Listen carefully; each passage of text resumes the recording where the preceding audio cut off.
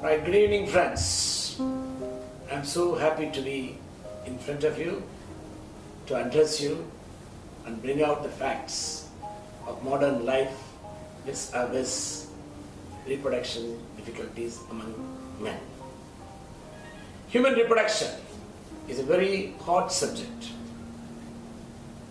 Unfortunately, we come across majority of the couples facing the problem. One is infertility, the other equally important is loss of libido. Both the problems devastating the mankind. The days are gone, people willing to get married at the drop of the hat, unmindful of their sexual behavior, they are quite confident.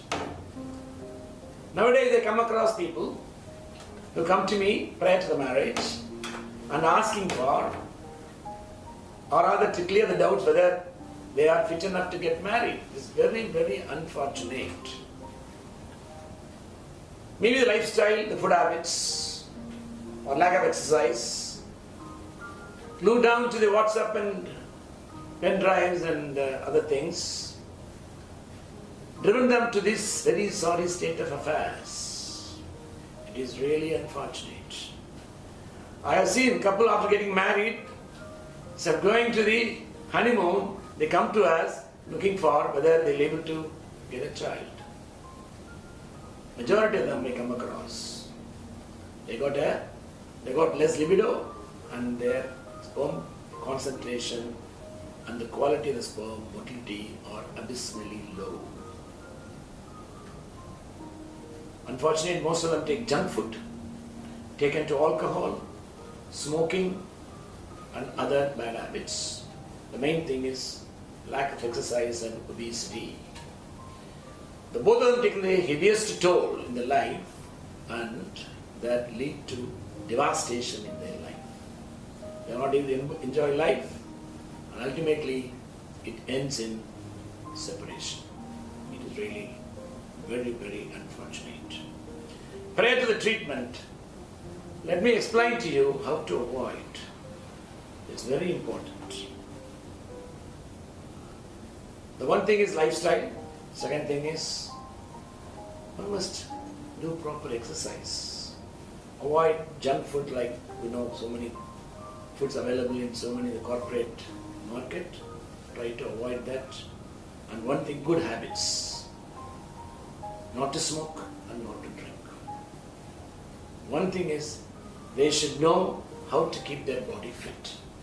But let me come to this point. Once they look after their health, they need not go to doctor. They can enjoy their life, the married life, without seeing the doctor for anything. And for a child or for loss of libido, to keep the partners happy sexually. With regard to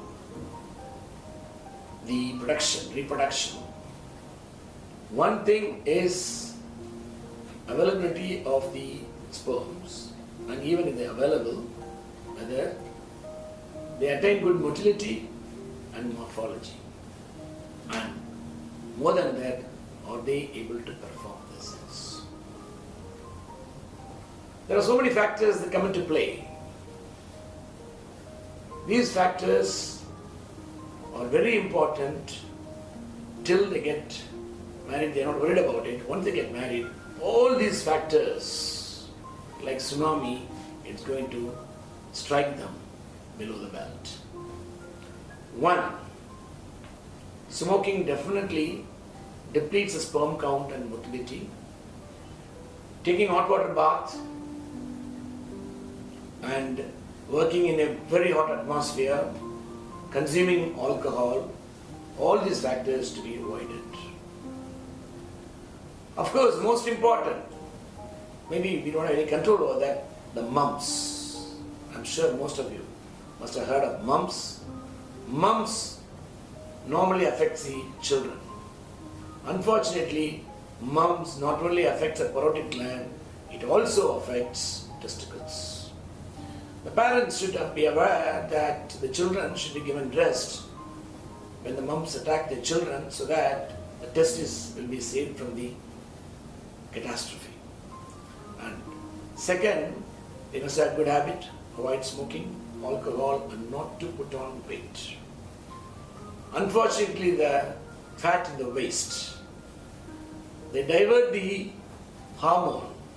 Instead of male hormone, they divert into female hormone, resulting in one, the sperm production is not good, and second, they are not able to perform sex. Any surgery undergone in the past, that's very, very important. Like hernia. For instances where they undergo surgery of a hernia, the possibility of the testicles losing the blood supply and getting atrophy, I have come across. The most important, last but not the least, are undescended testes. The testis during the embryological life, it forms on the back of the abdomen, and as the child grows in the womb, it descends down into the scrotum and attains its final position in the scrotum. The child is born. When the testis, both the testes are not descended, it's called cryptorchidism. If one testis doesn't descend, they can produce sperm, but undescended testis might develop into malignancy that has to be removed. If both the testes have not descended, the last but not the least is undescended testicles. If both the sides, the testicles, if they don't descend down into the scrotum, it is going to be 100% infertility. The undescended testis cannot produce sperms. Not only that, the testes which are not descending and remain inside the abdomen can lead to malignancy. First, normally when the child is born, the pediatrician examines the scrotum and find out whether the testes have descended into the scrotum. It is his duty to inform the parents that the testes are not descended and that has to be corrected within 2 years of life. If it is not done, the testis will lose its capacity to produce sperms. One.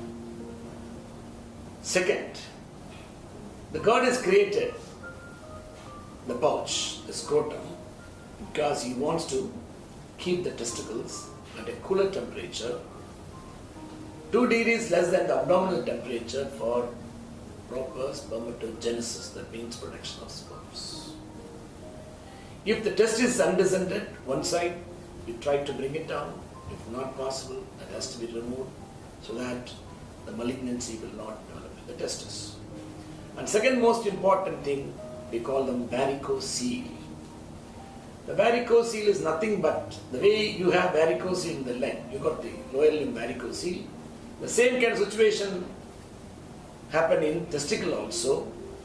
The veins that drain the testicle called testicular veins.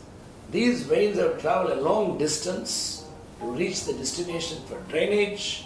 Since the veins are thin-walled and these veins don't have valve, they dilate, resulting in tortuosity of these veins, not able to function.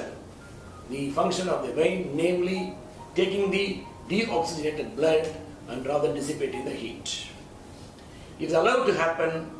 Accumulation of waste products as well as the warmth lead to impairment of spermatogenesis. Now, those days they used to open and they tie the testicular veins so that testicular vein, which are of normal caliber, pump the blood back into the system. Now we can laparoscopically, through keyhole surgery, we can correct the varicocele veins. By that we can restore the function of the testis. In addition to that, other habits, simple habits like cycling to be avoided. Why? Because when you cycle, but of course nowadays we don't cycle, maybe we do what we call the cycling exercises. The rubbing of the thigh against the testicles produces warmth. Again, it goes contrary to the belief that the testes have to be kept in the cooler temperature. So avoid that. And even we go to the extent of telling the patients to cool the testicles in cold water so that the temperature can be reduced and help the testes to produce the sperms and all the parameters and bring it to normalcy. One thing you understand, within a year of marriage, 90% of the couple, within the year of marriage, they are able to get the children. If they don't get it within a year, they call it primary infertility, and they must seek the advice of the doctor so that when they are young, both male and female, for male component, we are not much worried about it because they can keep on producing sperms till the old age. But women, unlike men, after the age of 30, the capacity to produce egg get depleted and they lose eggs and they are not able to produce. After 30, we will call them, and the eggs are not produced properly and they might not have the capacity to produce the egg, resulting in they go for the donor egg program. So best thing is, have a good habit. Do not indulge in things which might hamper your lifestyle. Have a good lifestyle, good exercise, and they definitely keep you in good stead. Thank you.